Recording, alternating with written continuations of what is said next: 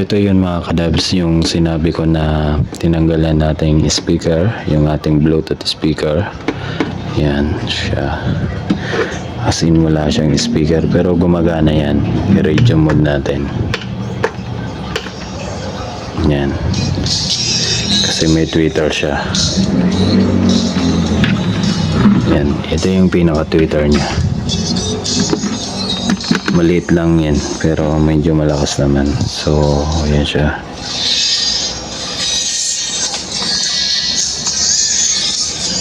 And next mode na natin para makita nyo yung ilaw nya. So yan yung ilaw nya. So sa pag third down yan meron na tayong video dyan. Sa pag open nito meron na tayong video nyan. At saka dun sa pag-test ng ating speaker nito meron na din.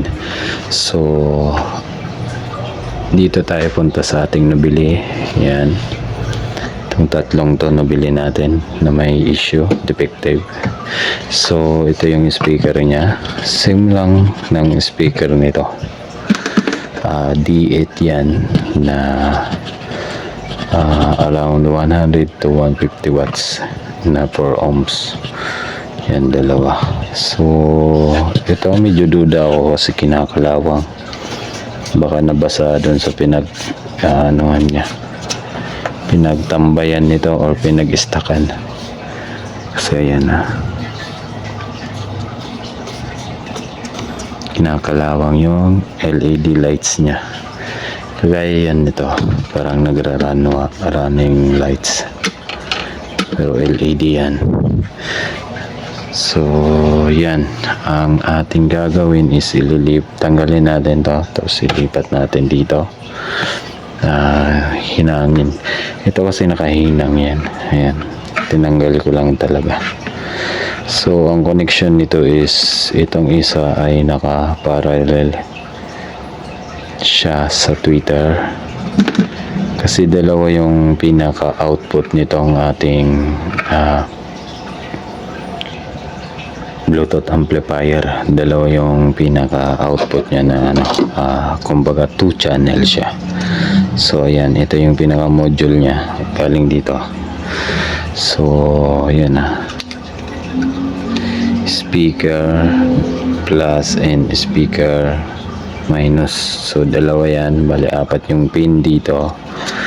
Yan, dyan siya nakakabit. Dalawa din yung IC nya.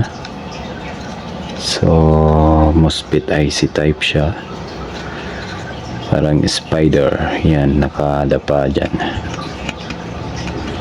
So ayan, dalawa. It means dalawa yung ating output. So ang iniisip ko pa naman dati, bala ko is i-series yung ating dalawang speaker. Hindi pala pwede kasi dalawa yung output nya, dalawa yung pinaka MOSFET power IC nya or amplifier IC nya. Kaya hindi pwede i-series, kaya kailangan naka-parallel or naka-individual siya. So ito may sariling IC, may sariling IC din to. So kaya may kalakasan din siya kasi hindi kagaya ng isang speaker natin, isa lang ganito, isang output lang, isang IC lang, tapos dalawang speaker yung pinapagana niya. Pero yung dalawang speaker na yun is 10 watts lang parehas, tapos 6 ohms per speaker. So ang nun is naka-parallel connection. So yun, baklasin na natin to para matry din natin na working, and sana working siya kasi parang may sign off nabasa siya o nababad sa tubig.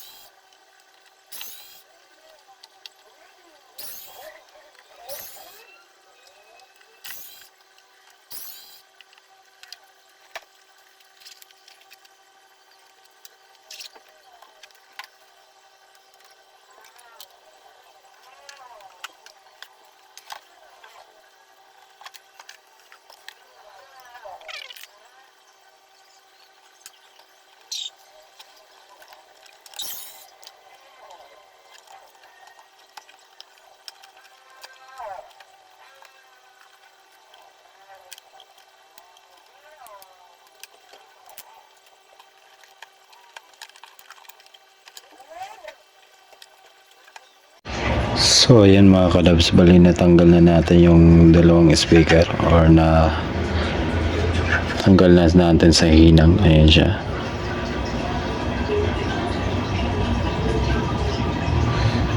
So sit aside muna natin tong pinaka box. Ayan. Ito yung sabi kong may indication ng nabasa, either nalubog or kasi kinalawang eh. Sana gumagana pa siya. Tapos kabit natin dito sa ating maayos na speaker. So may kabitan to ng battery dito. Pag nag-upgrade ng battery, ito wala. Pag nag-upgrade, meron.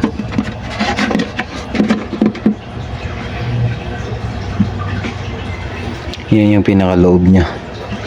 Tapos may antenna wire. Ito yung pinaka-antenna wire niya sa FM.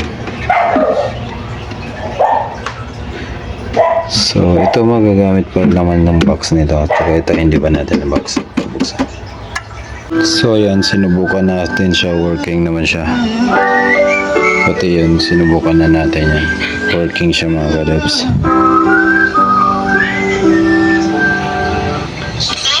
So yan mga kadebs, kabit na natin yung speaker. Pasensya lang kayo sa ating area. Hindi tayo nakapwesto sa ating tulog na yung anak ko.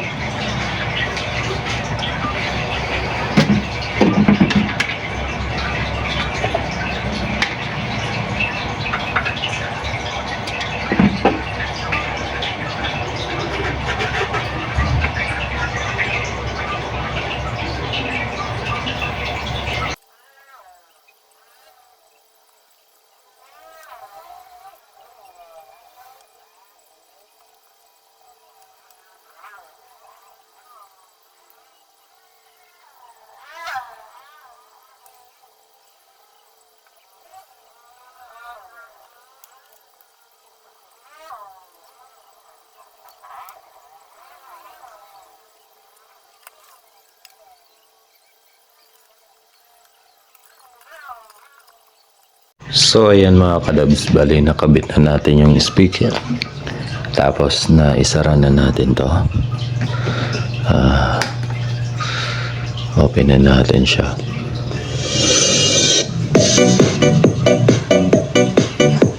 And goods na yung tunog nito. Ito pala yung sinasabi ko. So ito yung mga kadabs, bali nailipat na natin yung speaker dito. Yan. Tapos ang speaker ng ito andito na sa ating mini karaoke. Ito, dyan natin ginamit yan, kaya bumili tayo nito para yan, dalawa yan. Tinanggalan natin tong ating kasil ng speaker. Tapos tinanggalan din natin yung nabili nating mga sira. So ito, abang-abang kayo mga kadabs, iti-tear down natin to. Kasi parang iba yung speaker nito, mas mabigat siya sa ating kasil. Or same kasil lang to pero mas mabigat siya. Tapos wala nang laman to sa ito sa taas.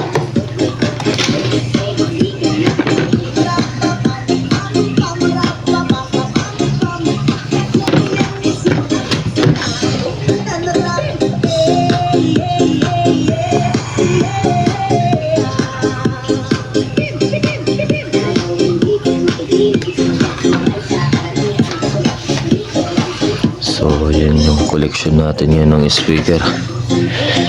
May mga sira nga lang. So, dito yung isa.